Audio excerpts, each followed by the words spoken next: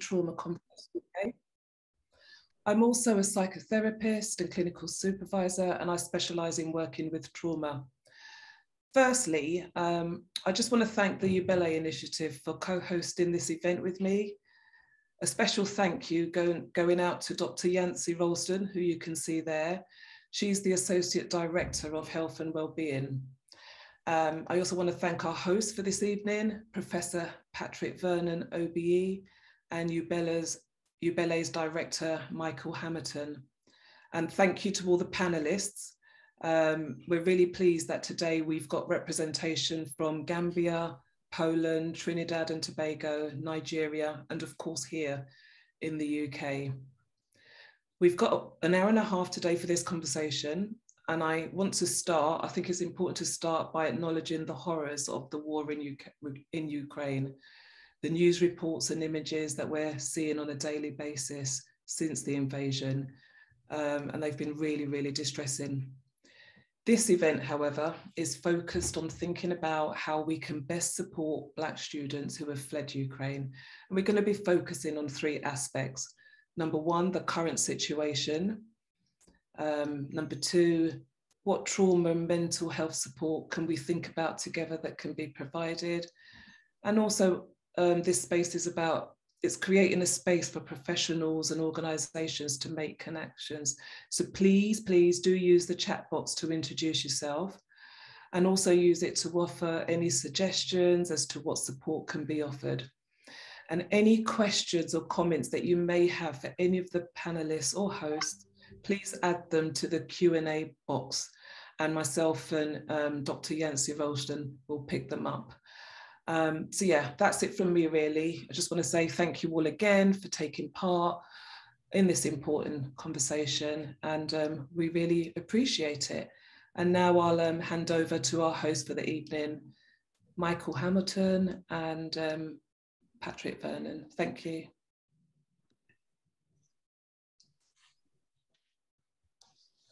Good evening. Is Patrick and I waiting for one or the other to start talking?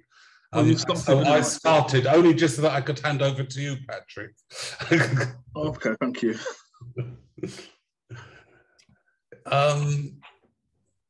I suppose for me, Patrick, I've actually spent the day kind of dotting in and out of the press about what's happening to kind of African students in the Ukraine, and just kind of trying to understand and get a sense of why people would treat other people in this way. Why when people are running from the dangers, the obvious dangers in the Ukraine, are we then locking them up when they arrive in Poland for indefinite periods of time without any clarity of what they're doing there? Is why, I suppose that's the question that it left for me, is why would we want to treat people in such desperate situations in such a terrible way? Yeah, it's interesting, but let's put a strong context on this. This is not the first time that people have been treated in war situations. I mean, you can just go far back as Second World War, First World War. I mean, you had various regiments, various West African regiments. I mean, some of them served in Burma, which is probably one of the most bloodiest wars actually during the Second World War. Not many talked about these days. And even look at the First World War. You had the British West Indies Regiment. A number of them died of frostbite when it came to the UK, based at Seaford. So that's just army personnel. There's been loads of examples of Black people being caught up in wars or being forced into wars as well. I think the question that we need to we're going to explore today is the mental health and trauma impact of that. And if you remember, when the war, it's been about nearly, it's approaching 6 weeks now since Russia invaded Ukraine, and obviously initially the focus was that everyone was could this lead to World War III? What's going to happen to our gas prices? All that kind of stuff. And then as the stories unfolded, we found out that, you know, Caribbean students and African students, and it's been estimated, I think, and we'll probably get more clarification from our speakers tonight and people in the chat, that about a third of all students in Ukraine universities are from Africa. And obviously a small proportion from the Caribbean. So it's been the students that have been caught up in this as well. And it's quite clear that even just recently, the EU, our former partners with Brexit and that kind of stuff, said to anyone coming to Europe from Ukraine, they'll be guaranteed almost like citizenship and a job and all the things that they need. And everyone said, hold on, what about other refugees from Syria, Afghanistan, etc., etc.? So it's quite clear that this war has highlighted those global inequalities that we've always known for decades, or centuries even, if you want to go that far back. And the question is, what do we do? It's about the humanitarian relief. I'm quite rightly trying to aim at as many people as I can, but it's quite clear that the humanitarian relief simply, and the response by Western powers, just did not acknowledge our Black lived experience again. Mm-hmm. Mm-hmm. And that's the issue, isn't it? Mm-hmm. And that's why we're here tonight. And that's the very speakers that we've got. They're going to contribute to this conversation about some of the things they're involved in at a global level. And what's been powerful about it, it's a global level. If you go, Marcus Garvey, he's talking about the Black Liner, and the Black Ship Line would save all of us. We've got no Black Ship Liners, folks. It's down to us now, basically. So, who are our speakers for tonight, and do we have the first speakers here? Yeah, let's see who we've got. I think none of well, yes, we've got Aisha Mackenzie Mavinga, who is a well-known therapist, counsellor, academic, writer, done a lot of work around trauma, and I think she's got a real insight that she can start the ball rolling this evening as well. I know Yancy is there operating the controls, well, I'm hoping Yancy will say a few words too as well. But Aisha, it's really great to get your take on the war context. Before we bring you in, Aisha, just a reminder that there've been universal condemnation of the treatment of Black people in the Ukraine. So the United Nations, only 2 weeks ago, issued a statement to the world to say that this is racist, xenophobic, and that neighbouring countries like Poland and Hungary, as well as us, should be treated and we should have open arms to welcome people who are fleeing for their life, and they should be given safe passage. The OAU, the African Union, and other international bodies, as well as countries, have said this as well. And reluctantly, this government has only made a brief incursion on that. But I wouldn't hold my breath too much anyway. So we know there's a universal condemnation. We have to acknowledge, by the way, that there are journalists, black and white journalists, who have been reporting this in real time, and also there have been various Twitter feed live, where some of the people on the ground have been telling about their experiences, sharing stuff on social media platforms, so we can actually see what they're going through, and it's just really distressing. So, I mean, Aisha, when you saw those images on TV or on your social media platforms, what did cross your mind initially about that?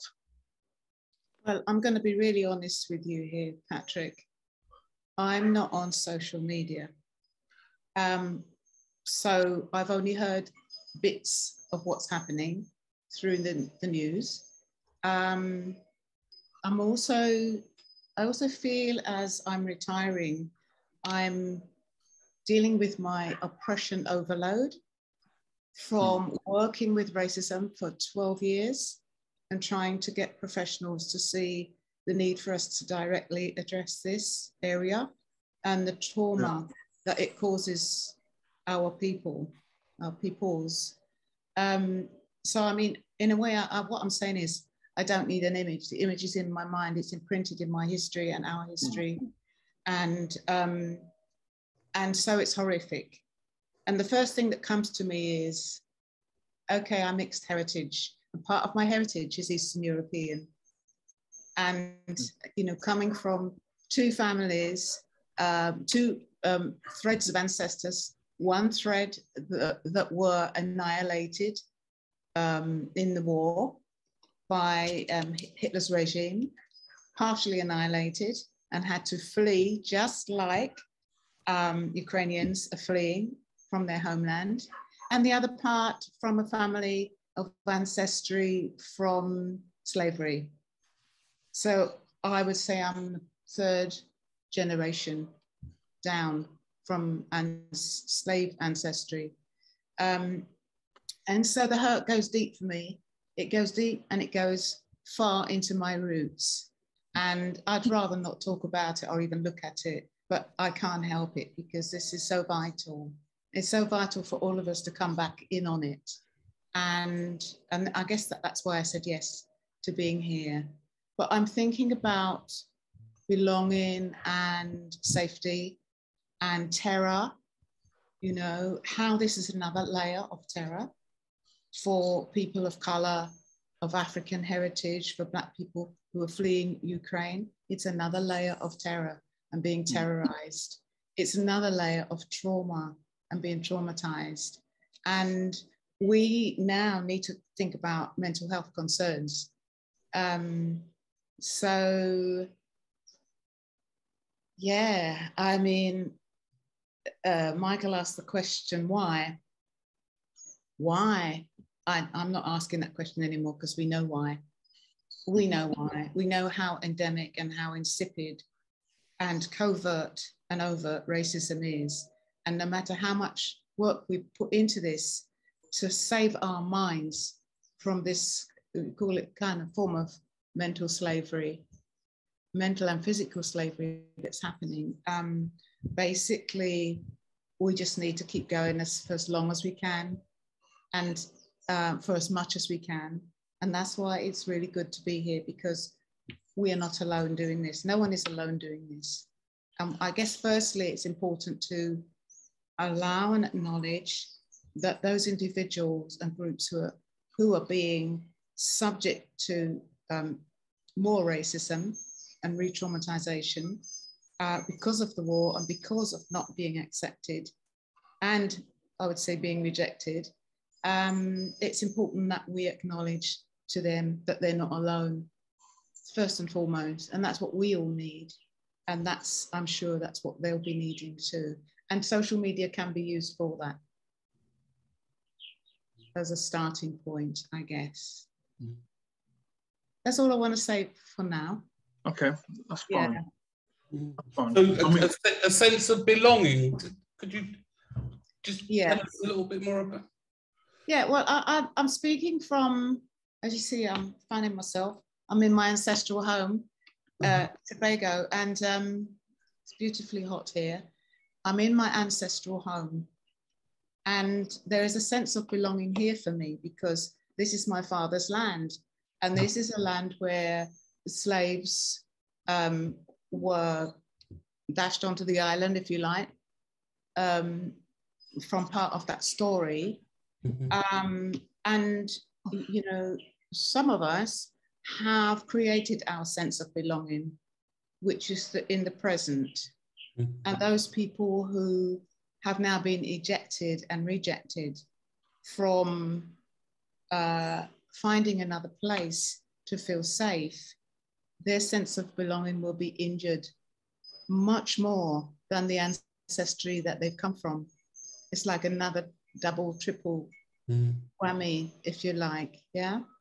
So our sense of belonging is part of the way of our identities that we've all been trying to rebuild after our ancestral injuries from slavery, partition, whatever dimension of injury from racism we've experienced. I mean, yes, so I'm in Trinidad and Tobago. I'll just tell you one more thing. When all this heinous annihilation started in Ukraine, it came into the news here, into our news in Trinidad and Tobago. And people were wondering how will that affect us here. They weren't thinking about how will it affect those people there. And one of the things that came from the Prime Minister was that our gas and our flour products will be affected because they come from that area. And now that people are being encouraged to use yam flour, you know, and cassava flour. But no one is talking about what's happening to those people in Ukraine, in particular, those people who are our people, and how we can be part of that, if you like, safety and healing. So there's a lot going on in terms of us as people of colour, and where we're located and what our basic needs are, you know, because flour products here are massive, you know, and obviously everyone needs gas. So whose desperation is being supported? Yeah, that's where I'm coming from. And those are the only conversations that are going on here, I'm afraid to say. Yeah. That's great. Thanks for that, Aisha. We'll obviously bring the conversation. I think we've got our next speaker who's joined us, and I'd like to welcome him. I hope I've got your pronunciation right. Is it Edamanki? Is that right? From the Action Interactive International UK? Edenamuki. So yeah. Edenamuki, yes. Yeah. So welcome. And just want to, it would be great if you can explain to, we've got about just under 100 people online, people really concerned about the situation around Black people in Ukraine. And it'd be great to hear a bit about your work, what you've seen, and what things we can do. Mm-hmm. Okay, I think the network is jumping a little bit, so you might miss me, and I'll be straight back in. Well, where are you from? What part of the world are you in? I'm from the UK. I'm Nigerian born. I mean, are you in the UK? I mean, are you in the UK? No, I'm in Canada right now. Oh, in Canada. Okay, even better. So this is the flash everyone. We've got Trinidad, Tobago, and Canada.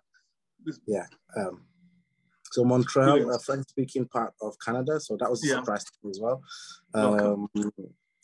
But yeah, in terms of, you know, thank you all for the invitation to speak on this issue. Director of the Young Creative Leaders Elevate Young Minds, and I'm part of the Action Interactive International, which is a refugee initiative. With what's happening in Ukraine, it was building up before it happened, but in relation to ourselves and the Black community in there, I think a lot of it extends to the students. If I could speak on that first. It didn't really surprise me that it was selective kind of support. You see the difference to other refugee crisis that's come to Europe. So it didn't surprise me at all. But what did surprise me, which also kind of didn't really surprise, is individuals from this side of the world or from the UK not knowing that their country is capable of that. But what's most worrying is what happens to those young people in education. Will the neighboring countries take them in as they do with their white counterparts when it comes to education? Because a lot of students do travel to Ukraine and Russia for education.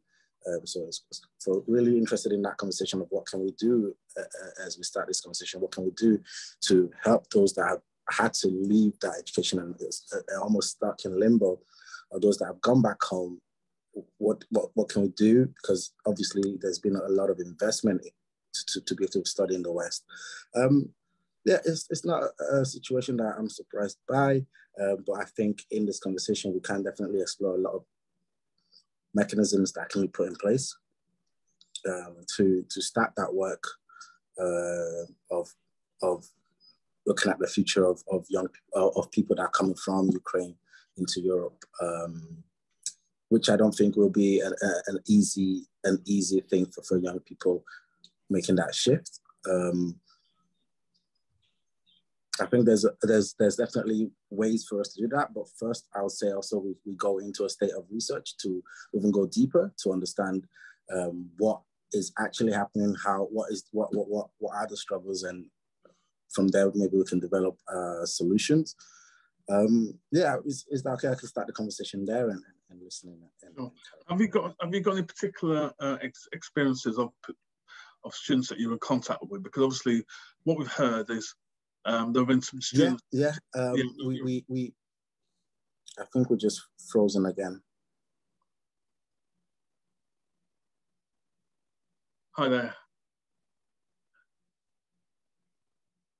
Yeah, it looks like our brother's frozen. I mean, what I've heard is, particularly for the Caribbean students, I think Jamaican students, for example, there's promises that University of West Indies will give help to acknowledge the qualifications they've done. But I think the big issue is for those students, particularly Nigerian students, will they get the accreditation? They've spent loads of money. Remember, they've gone there, they're paying the money for these academic institutions, and there's no guarantee. And most of them are studying medicine and biosciences. Will they get that recognition? My network did hold up, but I heard the first start of that conversation, which was, did I have any kind of experiences from yes on the ground? Yes, a lot of young people within the African Union took on African Union youth leaders that kind of move around and well connected, took on the role of making sure their voices were heard at the start of the situation. And at the start, it was first about, okay, the black skin obviously was seen as tough, so let's put y'all in the front line. And there was almost a fight against, hey, we are human too, and we want to actually leave. We're not from this country. So that was the first kind of major issue. And but now we're in a space where we have to go deeper than that and question, okay, what is the future? What is the future of these young people that are struggling to either travel back, either get out of country, or to stay in Europe to study? What is their future, and what does that future look like? I think that for me is something I'm really interested in. Is the biggest concern. There is many young people, countless of experiences. You know, I don't necessarily want to sit and talk about the racism that they faced, but there's countless of experiences of that. And now it's the how do we think forward, but also how do we get to the local level right now to see what's happening and how we can help. As much as I'm getting the information I'm getting and speaking to people, I still want to get a deeper understanding before implementation. I mean, the theme of today's conversation is also about the whole stuff around the impact on their well-being. And what things have you picked up around their health and well-being? Is there anything that we could support? It's difficult because obviously we're here in the UK. Some people are doing, like I've seen a message from Cedar Holborn, ally of mine, and she's going to northern France to do some practical food parcels and things like that. But from a counselling well-being perspective, what can we do, or how can we? I think on the basic, we can start with, there's that statement on a sense of belonging. And I think on the basic, this conversation shows that, there's a conversation on a sense of belonging. And I think on the basic, this conversation shows that we're standing with them, and it's for them to understand that we're that.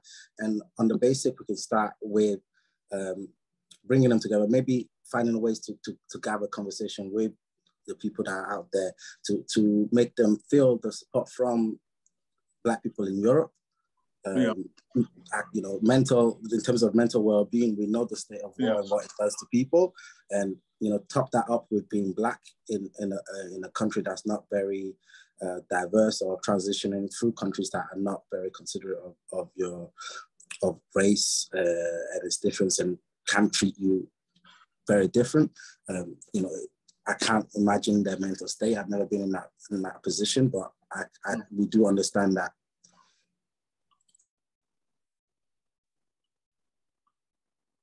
Yeah, I think we've lost them again. I mean, the internet in Canada is not so good. I think as Ukraine's been upkept by Western support and Western morale, I think that's the same thing we have to consider how we do that for the Black people transitioning through from Ukraine to Europe, or even traveling back or trying to get back. I think it's about helping with that sense of belonging in this very moment of time, whether it is young people that want to get back to their country or young people that want to stay in Europe. Otherwise, you then live in that space where, all right, one, I'm a refugee, and now I'm a refugee that is people are wary of. I'm a refugee that people don't trust. I'm a refugee that might rob you. It's this, these stereotypes that some African youth might not actually be so conscious of because they might live in a country that's predominantly Black. So, I think there's a lot of work to do, but I think it's about first bringing that support. Yeah. Can I ask Patrick? Somebody did ask a question in the Q&A, but we've had a lot of focus, and there's been a lot of focus in the press around Black students coming out of Ukraine. But is it just students? Are there other Black people in the Ukraine who are coming out? Are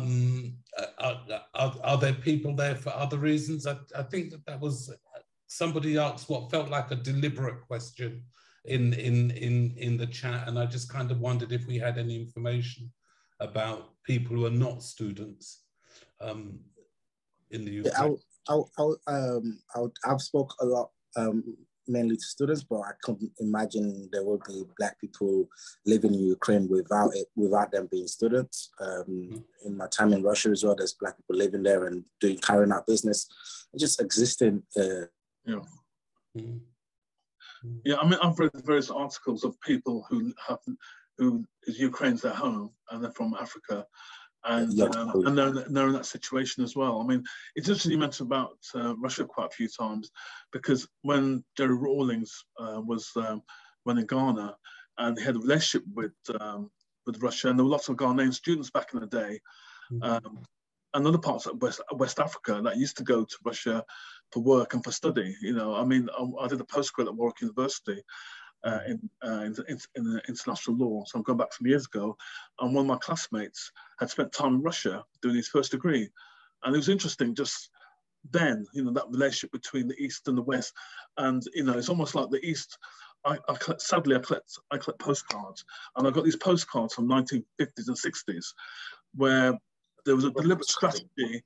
There was a deliberate strategy done by the Soviet Union, as it was then called, to say that the Soviet Union was a multiracial country. Wherever you went in Russia, it reflects the diversity of the world, which it does in some parts. And whereas in the West, there's racism, there's structural racism going on, but in Soviet Union, we don't have structural racism, and that was done deliberately. And maybe that was a way of attracting, Black talent there. I don't know. With Russia, Ukraine, and these countries that are not necessarily the core of closer to Europe, African students, Black students tend to divert that way because it's alongside China, because it's cheaper to study and access to these countries are a lot better. But racism in these countries, yes, top tier to the systematic level as well. I visited Russia on youth leadership programs many times, as well as we were protected from that. We were also able to really see and made friends and networks in that space. In Russia, being a Black man, you might not be supported to have, if you wanted to do business, they would rather have you employ somebody else to be the front of that conversation. So yeah, for me personally, I think these countries are some of the worst in terms of racism, but I've not been to every country in the world. But yeah, I do feel sorry. You see it with the military stopping Black people from leaving so that they can fight. That itself is just, you don't need to explain from there. No. So on a practical level, what I mean, you talk about we could show some solidarity to people. So what more can we do on a very practical level? Because we're here, what can we do to help or support in reaching out to people?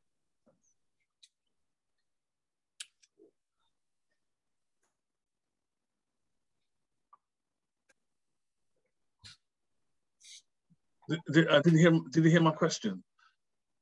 No, my network, I'm not sure no what's problem. going on. I'll repeat again. So, I mean, you talk about the whole stuff around belonging and showing that solidarity, but what else can we show? What else can we do on a practical level? I think on a practical level, we must mobilize Black communities in Europe. Yeah. You know, we must on that itself, you know, I think that's very important because as Black people coming from Ukraine travel through Europe, they want to maybe have that option of, and someone just mentioned setting up more Black charities, but they want to have that options of, okay, let me live with a community that might understand me better and that could, you know, I think that itself would be a massive statement and a massive action plan. On the basic, we must a marketing campaign that shows that the Black community understands the unique experiences that they're going through right now. Yeah. On the ground, as they cross, Black faces, you know, as you see in the news, volunteers and not necessarily, you know, most people volunteering in these spaces right now are white. Yeah. Not that these people might not help, but it's that common face, common ground, you know. You know, and I think these things could be done quite easy.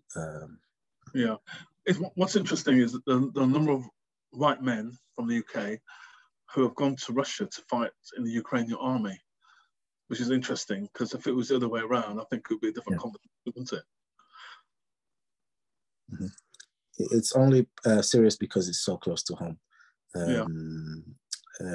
Yeah, it's not a refugee crisis. It's people like us that, you know, In terms of that sense of belonging, Aisha, I'm listening to, and he's blanked out his name now, so I can't even attempt to say it. But I'm listening to our speaker talking about the kind of cavalry coming in, and I kind of remembering movies where the cavalry do come in and the people who are isolated have this feeling that somebody is coming or something is coming to speak our case, to rescue us, to be on our side. I wonder how important that would be for Black people stuck in the Ukraine to know that there is a force that's kind of arguing their argument, that's taking their argument to power in terms of their well-being, in terms of their mental wellness, to just actually know that is happening.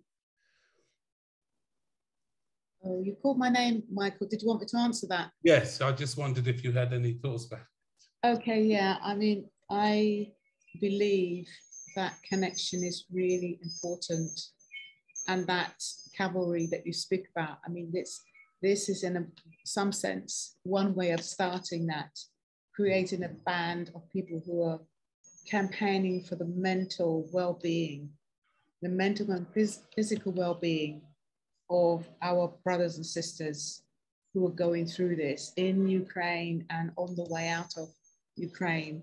I think that's why I said I think social media is a good start, but there needs to be much more than that, you know.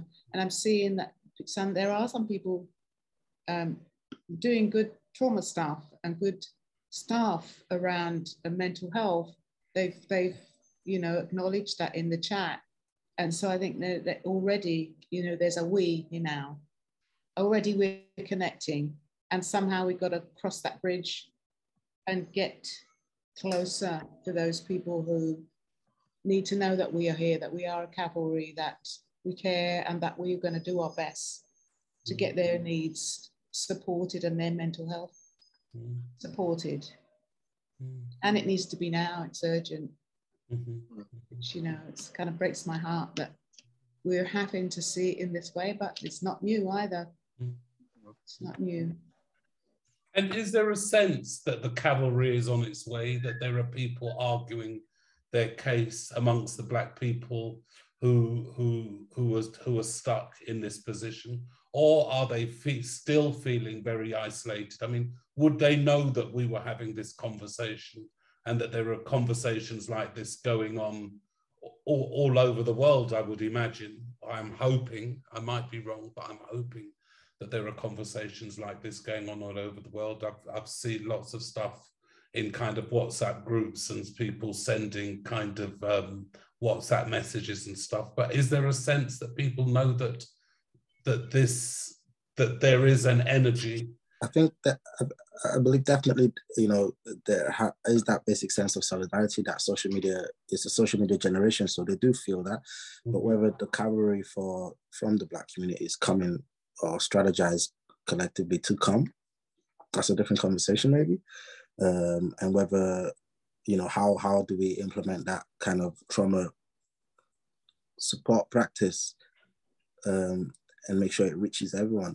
You know, I personally never want to experience war and then racism on top of that, you know. Yeah. So how do we get that to them and make it available in Poland and in these countries? Or how do we bring the charity?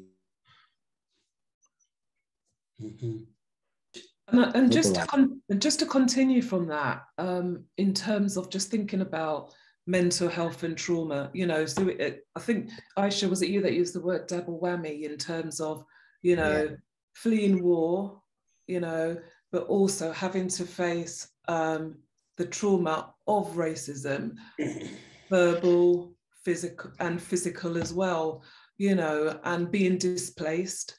And then I think it was last week, Nadine White from The Independent, the race correspondent, she was writing about Black people being placed in immigration centres, you know, and and that's been confirmed. Definitely, I think it was around 50 something Black people being detained in detention centres in Poland and other European borders as well. You know, so there's something to be thought about in terms of, I don't know, you know, and people have put it in the chat here about, you know, it's urgent, you know, action is needed right now. How can we mobilize? What can we do? You know, and I think that was one of the reasons why we got together to kind of, you know, start this conversation. Sure. How can we support our, you know, Black brothers and sisters in this? And, you know, the news, it's just changing every day. There's so much things happening that this is getting pushed to the back, you know, but we need to keep it at the forefront, have this discussion as to what, you know, we can do. It's really funny because the late Bernie Grant MP, I'm a vice chair of the Bernie Grant Archives, and in what Bernie did for many years, he believed in this Black European concept. He would travel regularly to Europe to try and create this Black connection and that Black unity between us here in the UK and the rest of Europe. And I think what's quite clear through this war situation, and obviously we've been sidelined because of the whole Brexit stuff, we've been caught up in that Brexit conversations, which means that we've just taken our eye off the ball around our brothers and sisters in Europe. We've just been focusing ourselves in the UK, and obviously other stuff that's happening internationally as well, but we've not really followed through the vision of Bernie about having this Black European perspective, because at the time when he was advocating, it was Fortress Europe. If you remember, going back 20 odd years ago, most European countries had really racist immigration policies, including ourselves. Deliberate policies. The detention example you just gave, Yancy, that was happening anyway back in the day. I remember I've been to Berlin quite a few times, and I've met with guys who had experience of being stuck in detention centres, and eventually they're good lawyers, they're able to get out as well. And each country has different ways of getting how you acquire citizenship. We all know what happened here in the UK around the Windsor scandal, but each country has different ways of how you acquire citizenship. And what this war has done has basically said, if you're white, we'll sort you out. If you're Black, forget it. And you know, so to me, it's about, do we mobilise our MPs, our Black MPs, our other MPs, so they can actually reassert that connection? Do we need to, what about our relationship with the various African ambassadors in the UK and in Europe? Are they talking? I'm not quite sure whether CARICOM are talking about this as well. So, I mean, maybe that's our job to ask those questions, because we do have structures and connections. I mean, the African Union, what's they doing? They let off the starting block, to be fair, when they issued their statement. So what more can we do to put this pressure? Yeah, I totally agree. And I think as well, obviously I'm from a mental health, coming from a mental health perspective. And just to say, so David Weaver, the president of BACP, he sent his apologies. He's running late. He's had a personal emergency and he's going to come on when he can. But, for me, there's something about our profession, the mental health profession, what are we doing? What should we be doing and what can we do as well? We're meant to be the specialists in terms of working with trauma, racial trauma and everything. And just thinking about as a profession, it's a call to action as well, really, that our profession needs to step up and and support. Is there a network of Black therapist counsellors covering Europe? Is there a European network or a network? Maybe that's the reason, maybe there should be one.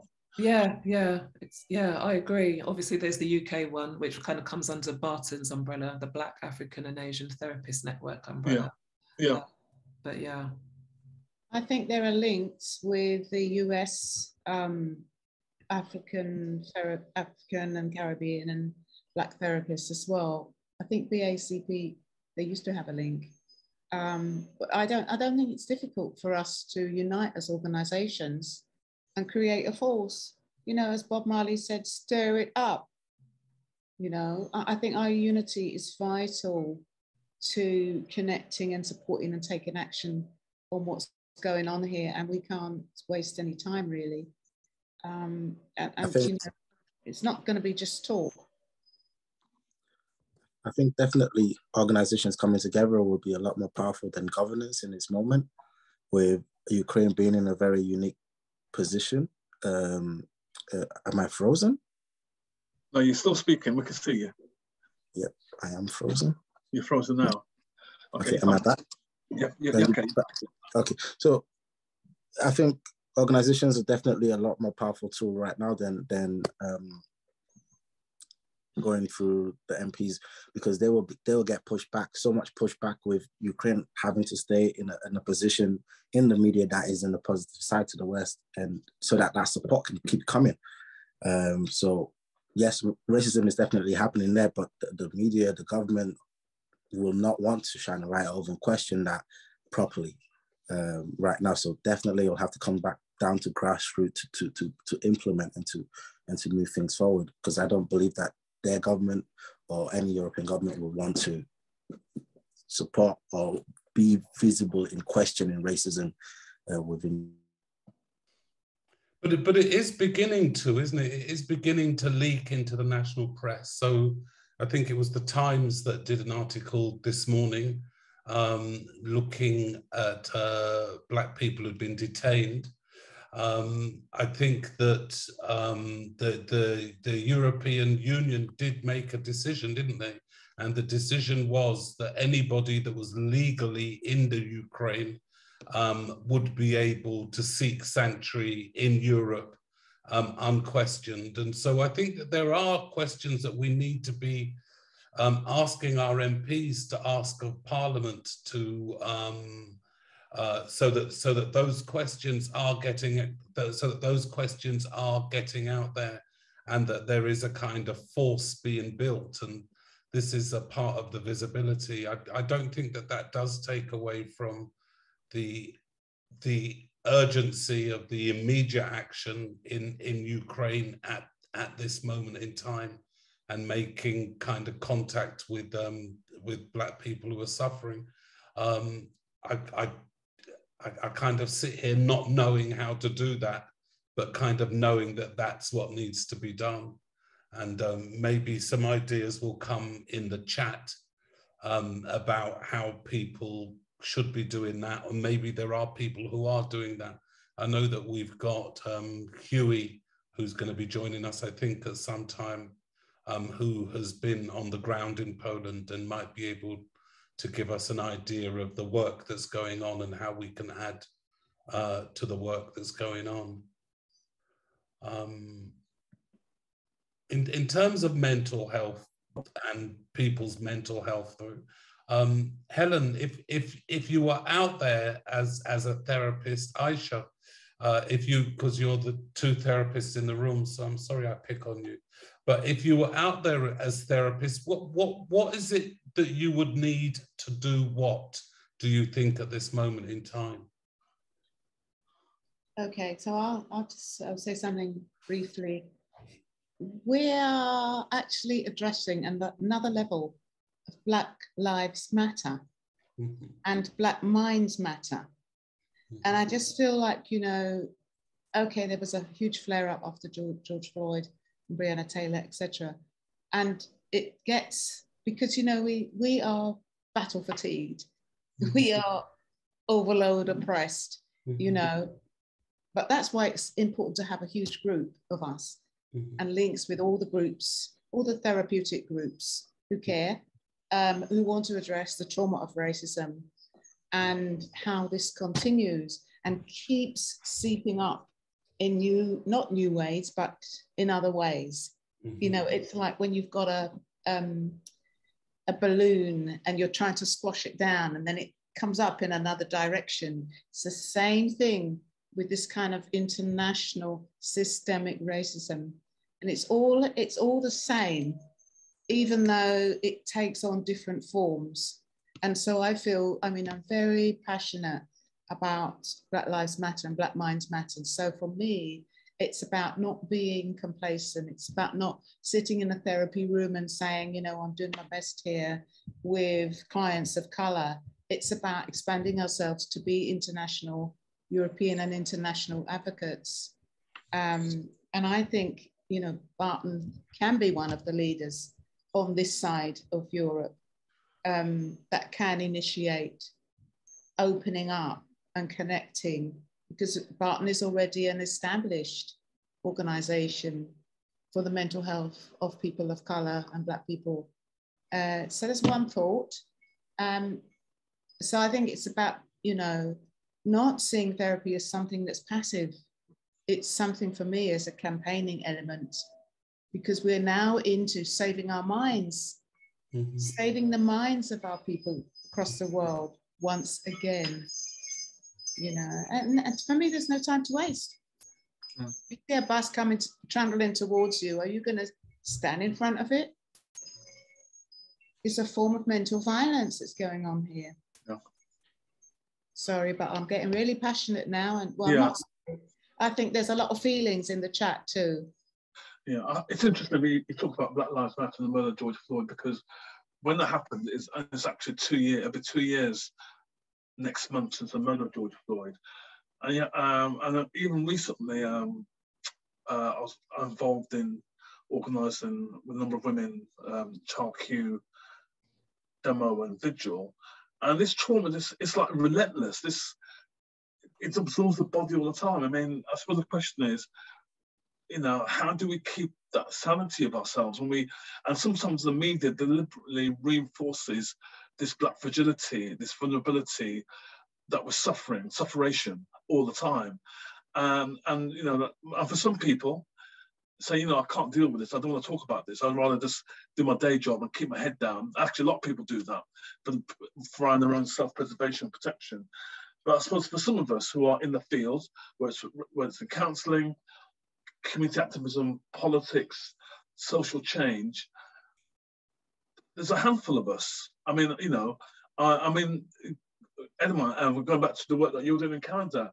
How many people are there in Canada who are sensitized to these issues and campaign and advocate? Is it just down to you and a couple of people doing the same things all the time? It raises a big issue about this burden, and it feels like a burden at times. But at the same time, how do we make sure that more people are involved in doing this? I mean, my good friend Tony Abetu had a conversation with him some years ago, he's Pan-Africanist, and he said that that's what we need is an international rescue. Those who can remember international rescue, we need like Thunderbirds 1, 2, 3, and 4 to go out there, sort out the bad guys, bring our people home. But obviously we haven't got international rescue.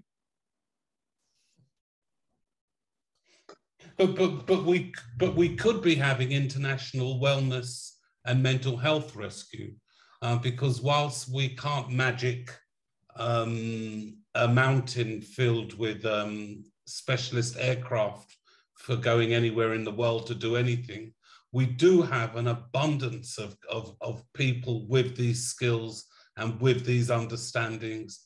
And with the resource really to get to Ukraine, because Ukraine is not that far away and it's not that expensive to get to. And so we do have people, we do have skills. It's how do we get those people and those skills in the right place doing what they need to be doing? And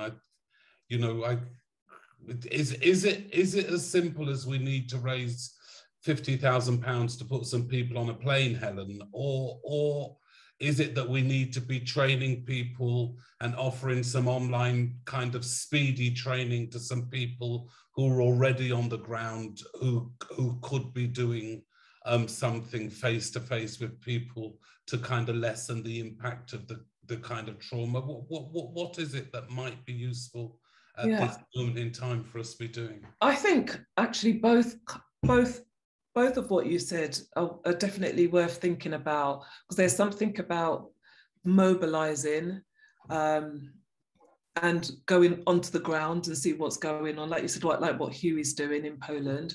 Mm-hmm. But also, with the internet, with the World Wide Web, it brings people together much easier as well. So a bit of both, perhaps. And I know we had this conversation a few days ago about like an international disaster fund or something, where we together, we can then, take charge and go and support our own, in a sense, where when things happen, it's us going in to do the supporting and not, experts of other nationalities and stuff, people who don't look like you, who don't understand the culture and everything else. And, I mentioned as well, you all know, but maybe some of the others who are listening, I'm doing my PhD in community trauma, and just think, this is it in action, isn't it? All of us are traumatized by what's happened.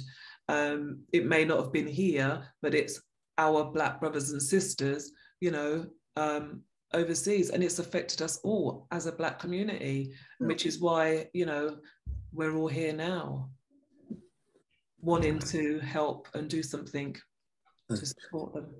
And I think, there could be, without going into Ukraine or close to Poland, maybe that digital space of how do we mobilize people online to just be there as to support, to speak, to advise, but also just to be an ear.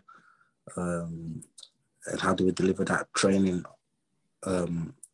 Maybe not necessarily just online over Zoom, but how do we present how do we deliver the training, not necessarily just on Zoom, but also as a package that people can access in their own time as well. But really maybe a helpline to just, I can imagine people are feeling lost, and people are feeling frustrated as well.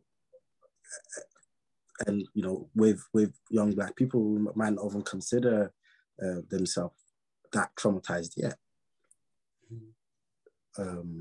Or whether therapy would be something that they would consider that deeply.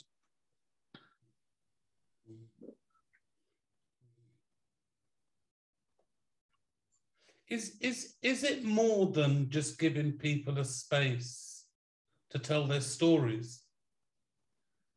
I mean, at this point in time, is it more than that, the kind of therapeutic response? I think there's some kind of assessment that's needed first, what's going on where are they initially, what they've been through individually, collectively, some kind of assessment as to what level of trauma we're working with, you know, and what's, starting there in terms of what's needed. Without that, I'm not sure. I don't think we can really assume, really. And so the beginning of the action is to kind of be really clear about what is there. Yeah, what are they needing? What are they needing as well? And what's happening to them. Yeah. Yancy, I don't know if you wanted to. Yeah, I was just going to say, actually, for those who have actually got back to their homeland, there's also a need for some support there, some upskilling of the counselors and therapists in their own home country, but also the people who have got back home, they are still traumatized, even though they are in their space. And I know some of the Jamaican students found it quite difficult adjusting back after spending the 3 years and not having a qualification because the university was refusing to give them their papers. So they were going back into, being rushed back home. Yes, University of the West Indies has said they will complete their course, but for them, it has been a challenge and they've lost money because they saved and they paid out to go to the colleges in Ukraine, and now they've lost that money. So I'm saying that to say it's not just those who are stuck in Ukraine or Poland, they're those who have returned to their home countries and struggling. And also remember that not all were students, some were families. And they're being left out of the conversations in some of the spaces.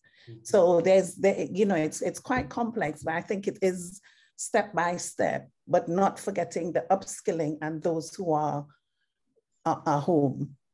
And I see Huey is here. Welcome, Huey.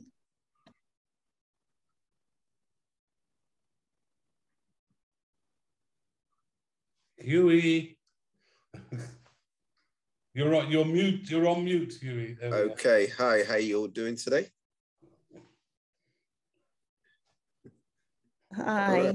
Yeah, welcome, Huey. Yeah, thank you for welcoming me. What has been the update so far? Because I've just joined pretty late. But actually, you can share with us some of your experience from being on the ground, because we really tried to figure out how can we mobilize, how can we do some support around the trauma, the community trauma. So what's been your experience on the ground?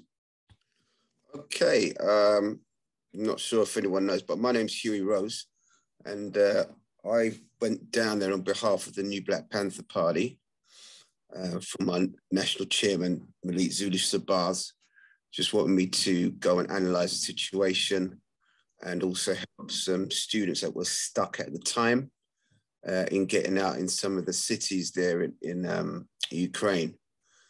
So about 3 weeks ago, I flew out to Poland and then from there linked up with some young people that had some logistics and that were doing some good works on the ground. And finance was the main situation in getting money to hire vehicles for gas, for petrol, for accommodation for people once they came. So the situation on the ground was that you probably have about 25,000 students, majority of them coming out of West Africa. And then some of them were stuck in some areas where once the Russian troops had surrounded those particular cities or those particular towns, there was no coming in or coming out until they'd reached an agreement with international agencies to have a clear route to come out. So a lot of the embassies obviously were not located in Ukraine. And so it was hard for a lot of the students to get through to their relative embassies.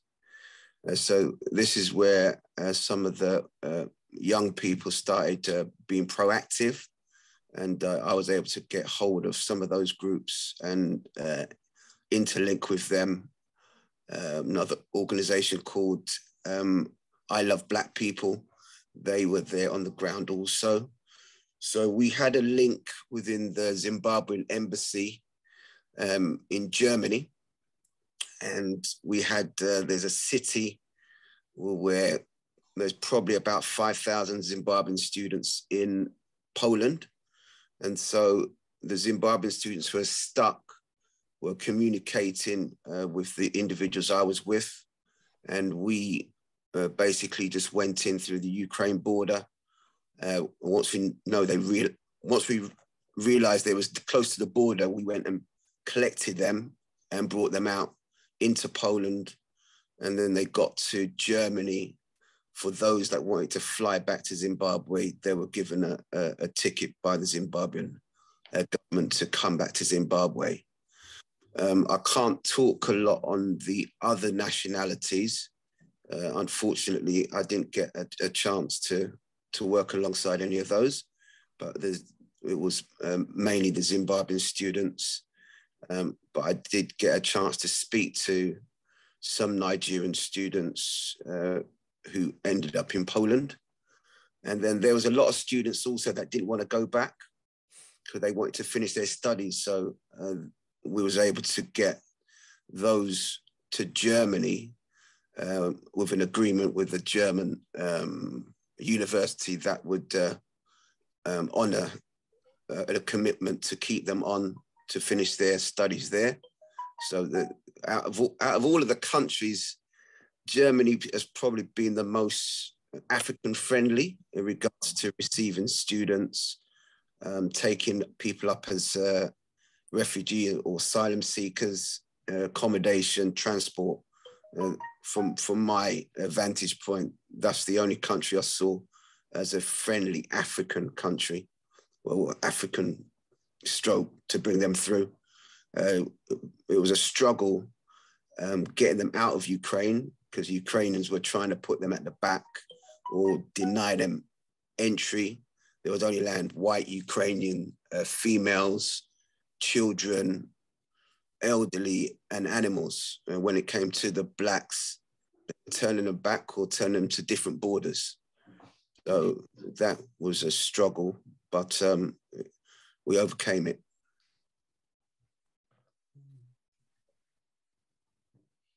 And so you're estimating 25,000 Black people are kind of stuck in this position at the moment? I wouldn't say 25,000. There's about 25,000 international students that are studying within Ukraine. I'm estimating there's probably out of the 25,000, a couple thousand that are still in Ukraine that have not been able to get out, roughly. Have not been able to get out at all or are stuck on European borders? Have not been able to get out of Ukraine at all. Can I ask a question? Huey, thank you so much for sharing what you've done so far. And I'm just, hearing that the groundwork, the frontline work is so important here. And I just want to know if you have anything you can share about the mental health needs of some of those people that you met. Yeah, they're going to actually need a lot of counselling. And it's been very traumatic for them. And that's one of the things on the German side, which has been offered. I don't know what's been offered on the Polish, Bulgarian, or the other European sides, but it's definitely being offered by the German government. Hugh, can I ask you a question? I've been reading stories about, is there any kind of forms of conscription going on? There is. I spoke to a couple of individuals who said that one of the things that the Ukraine was asking them to do was to fight, but no African that I know about has taken it up. the other thing that the Ukrainians were doing too was the people that was getting close to the border, they would find a way to entrap them so that they don't get through to the border, and then place them in detention centers. So for some reason, they may not have their paperwork, they may not have their documents, because most of these people just had to run out or just leave out with whatever they had.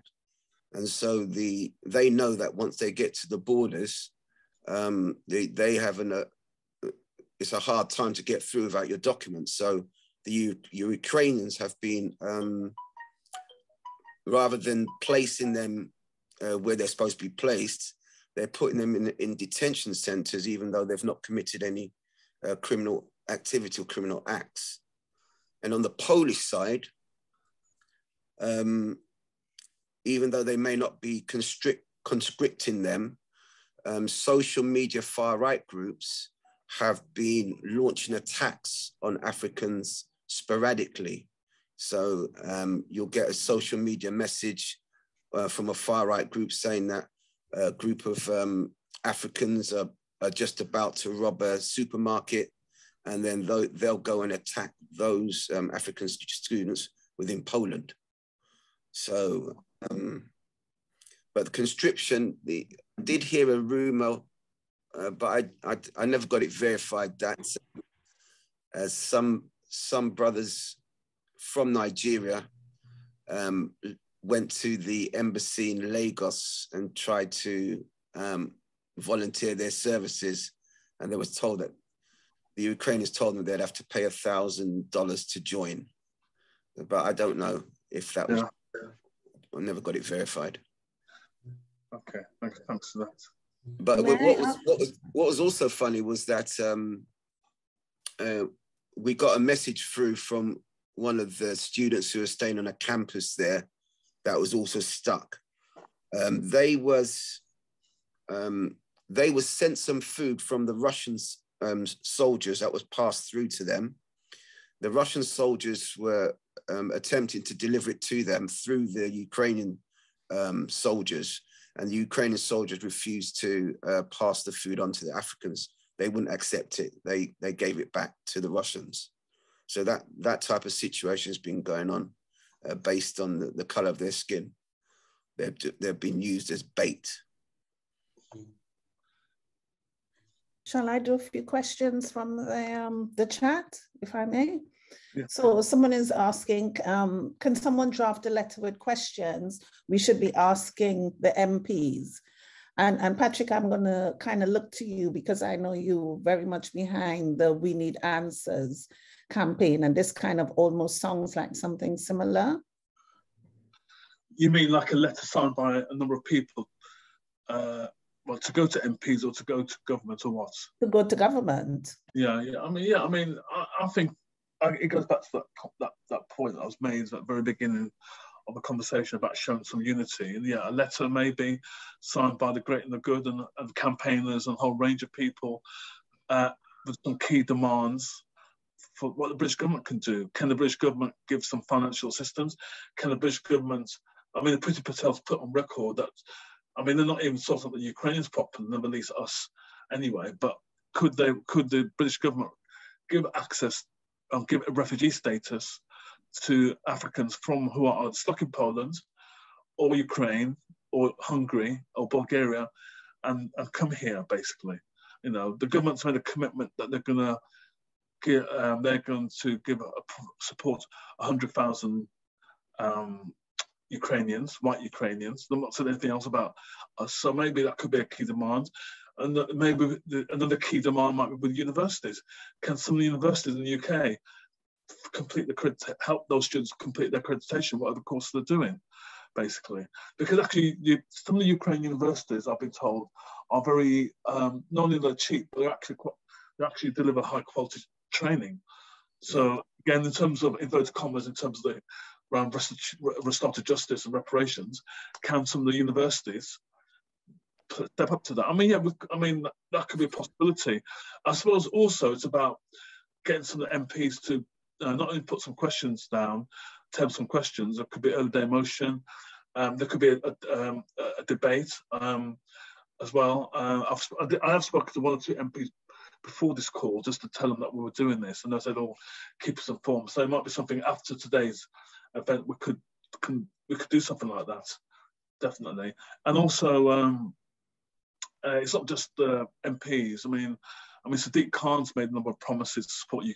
I mean, I don't know if anyone, there was a rally organised for Ukrainians a few weeks ago in central London. It was well attended. I don't know if they acknowledged the Black experience in Ukraine. I don't think they did, personally speaking.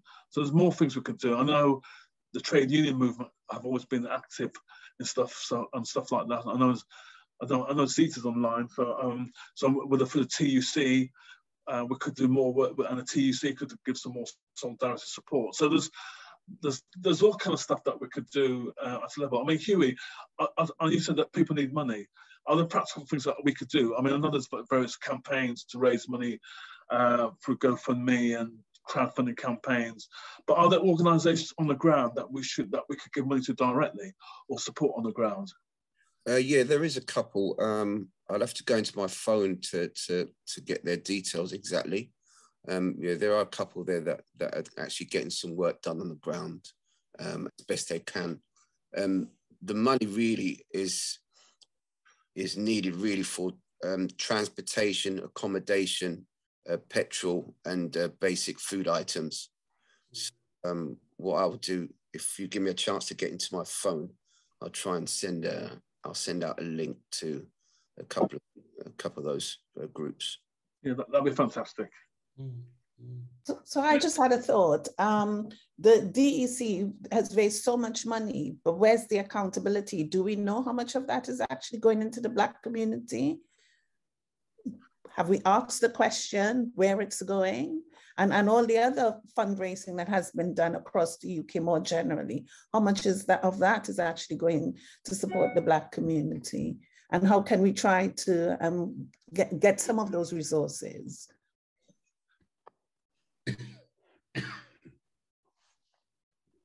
That's a good question, Yancy. I mean, I know that the Ukrainian appeal was the fastest money-raising appeal compared to other appeals over the last 10, 20 years. And it goes back to that question, that vexed question, is because they're white refugees and they're more deserving than we are, or than any other people. And that seems to be the issue. Yeah, but and what can we do about it? Because where I live, there are lots of churches, and the churches have been continuously collecting non-perishable food items and clothing and bedding that they can send to the Ukrainian refugees. And I wonder just how much of that is reaching the the Black community out there. Well, maybe we need to get Hugh to go back again, one of us to go back and see what's happening. Are you, Hugh, up to go back to Ukraine again? Yeah, if need be, wouldn't mind to go and get a update on how things are happening down there. It's not a problem. So there's also the government scheme here, isn't there, where they can kind of, I mean, I know that I've heard that it's not working very well, but the government do have a scheme here where you can kind of, if you identify actual people, you can sponsor them to come into this country. Is there a way of creating lists of African refugees so that we can be asking to sponsor these individuals to come to the United Kingdom? They have to be Ukraine. They have to be Ukrainian citizens. As you well know, the UK is no longer part of the EU, and so it was a specific labeling of Ukrainian citizens only. So that's why most of them, they would not be able to claim for refugee status or asylum. because they would have to go to their nearest point of country. They could not just fly into England because they won't be covered under that section. But within the EU, they are. Mm. And so is that something that we need to be also talking to our MPs about, Patrick? Absolutely. Kind of widening that definition. So yeah, absolutely. I mean, the Home Office has to change its directive on this, because they've said that they will accept 100,000 Ukrainian refugees. Ukrainian. Right. Okay. Not refugees. And they've been very clear about that. Mm-hmm. You know what I mean? Because again, I mean, on the irony, as you know, we have the borders and immigration bill going through Parliament. So you've got this contradiction where the government wants to have this fortress Britain, but, you know, and they've been forced, because, you know, you can't let these white refugees down. So the government's doing a U-turn, but black and brown people, forget it, as well. So this is a real issue that we're dealing with, you know, and it kind of reminds me of the ongoing hostile environment policy that we still have. So the hostile environment policy, they made the exception of the hostile environment policy for this situation in Ukraine, basically. Mm-hmm. And you know, it's much wider. It's a geopolitics between Russia. It's trying to name and shame Russia, how bad they are. So let's accept these refugees. So that's the only reason why it's happening, as you know. And I mean, what's interesting is I know some people put in the chat, "Oh, we've got stately homes, we've got resources." Yeah, I know we have those. And what was interesting, if I remember, when the government started to name and shame the oligarchs, even though they were the best of mates, it just turned on them just suddenly. It's interesting how this government operates in many ways. I think the question for us is, what can we do? I mean, so for example, going back to Germany, I know some people have done that journey, which Hugh described, where they've gone from Ukraine to Hungary to Germany. Could we almost like have a base or have a connection with what's happening in Germany? Not so much, yeah, we could try Poland, but I think Germany's more black friendly, personally speaking, anyway, just about, yeah. And Hugh's further reinforced that. But could we have those links with German organisations? And I don't know how many Africans and other people are now in Germany, but if they're getting the support in Germany, that's fantastic.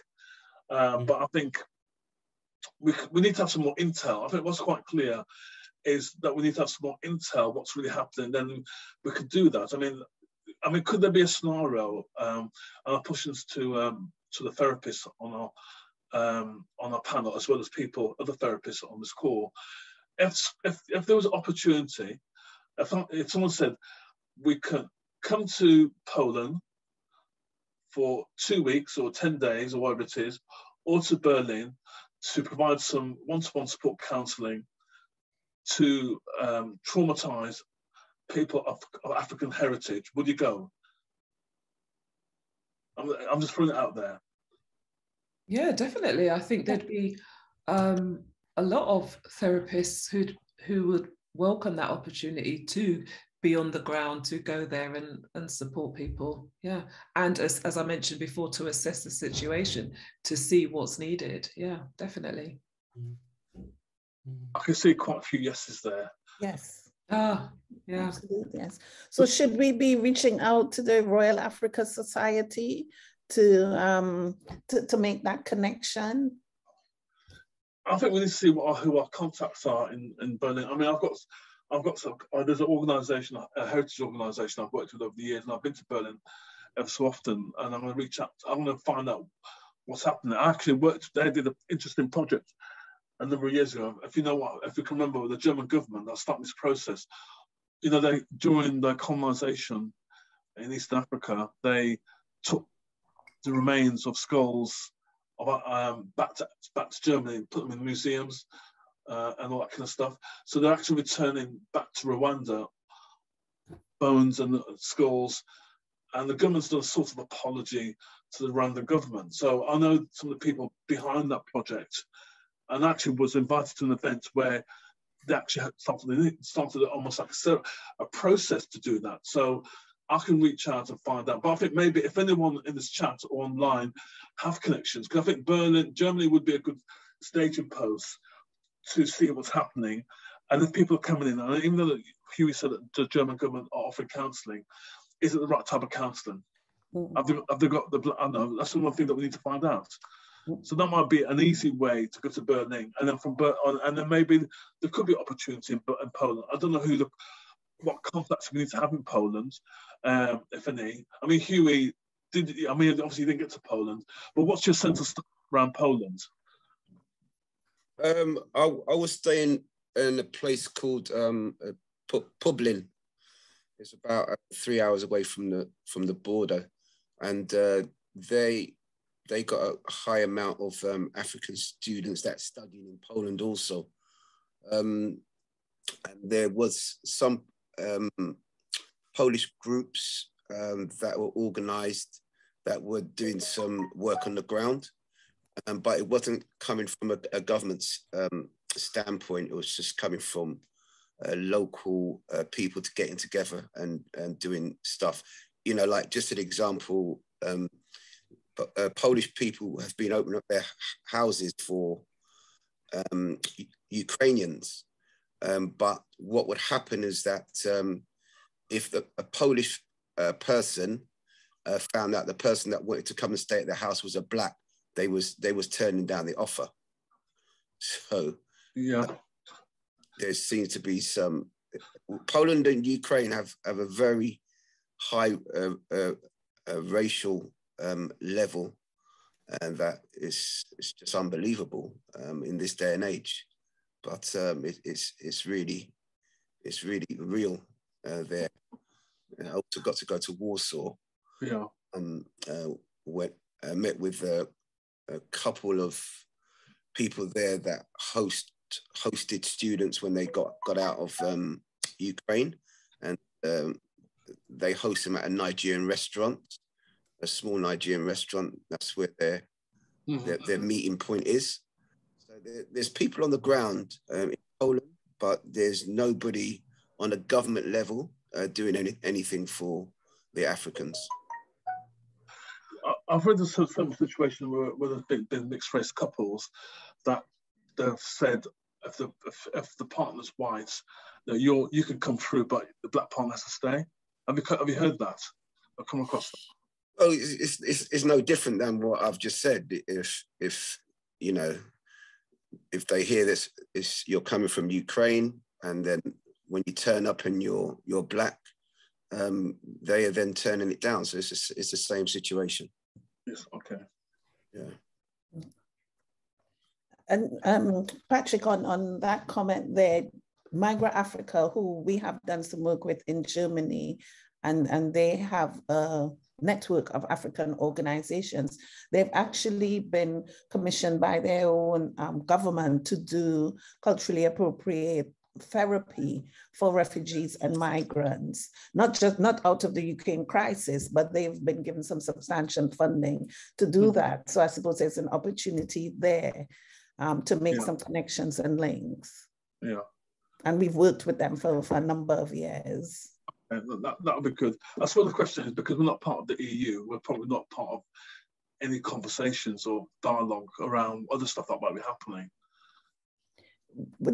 I mean, we still, so Ubele we had a number of Erasmus projects, and for I think 4 years, we've worked closely with the German organization Migra Africa.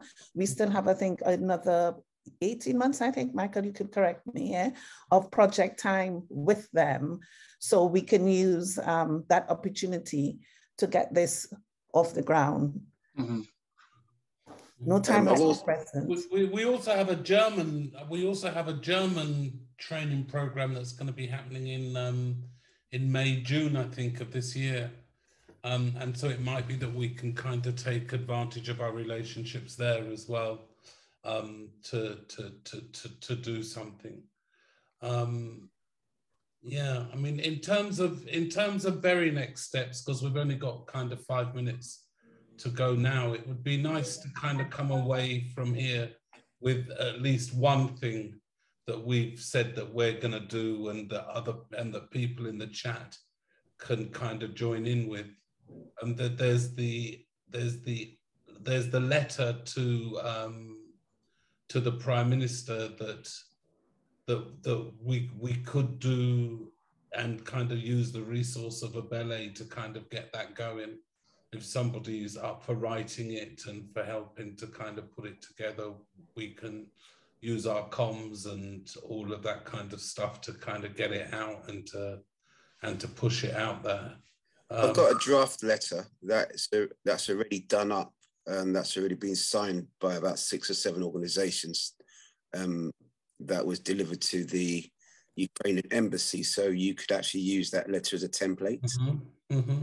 So Okay. I'm happy to share that letter with you all. Yeah.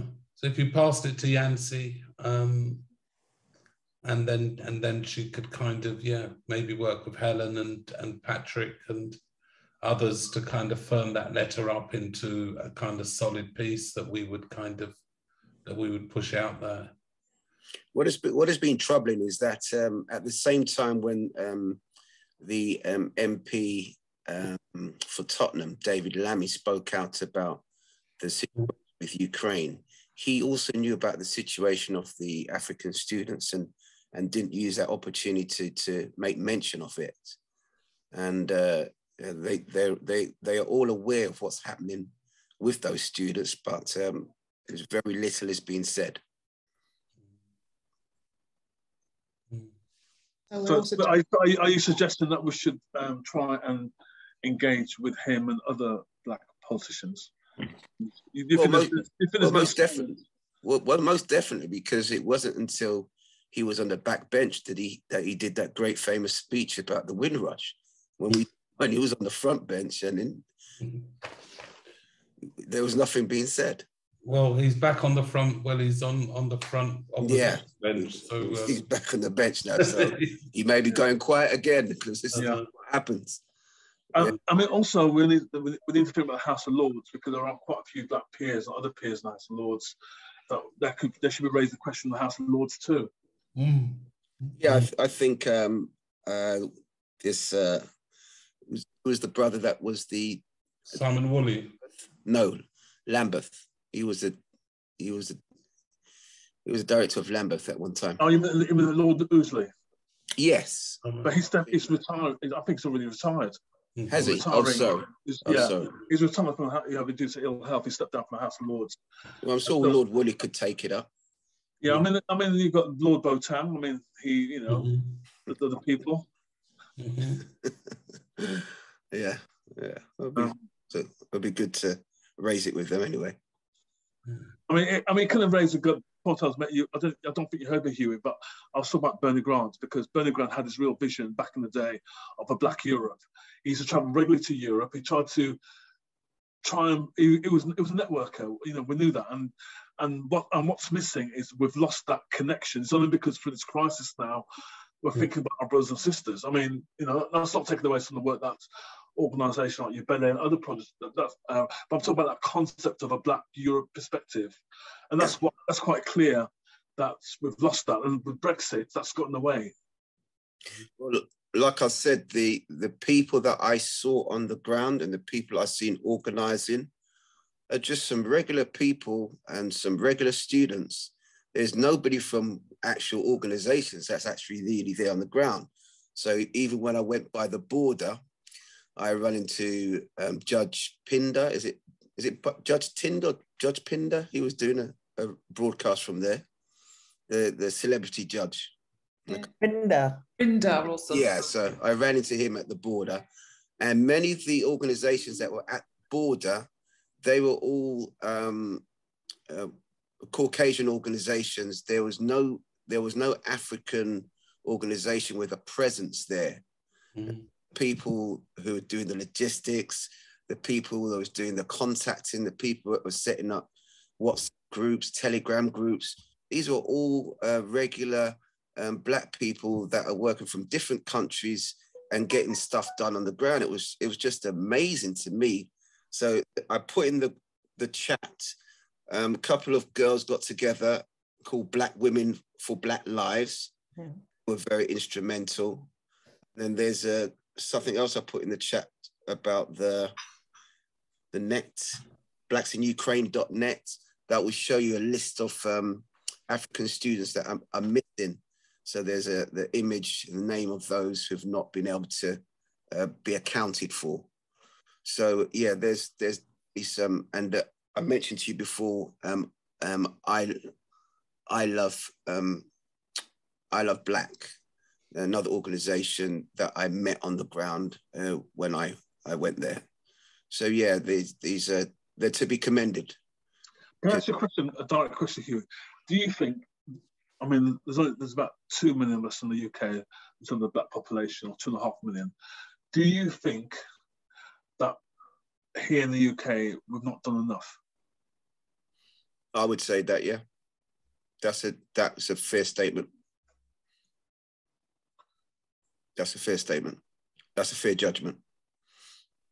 And how do you compare that to a place like France, which has got a bigger Black population?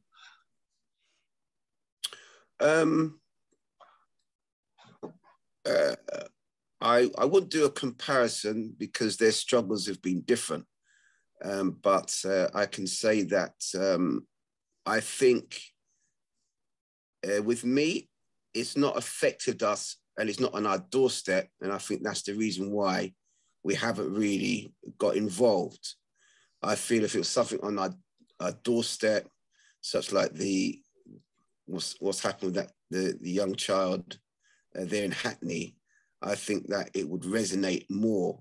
I just feel that because, quote unquote, it wasn't people from the African Caribbean community that was effective, and there's no British students that so-called British students studying there that have been affected, even though there were some Black British students that were there.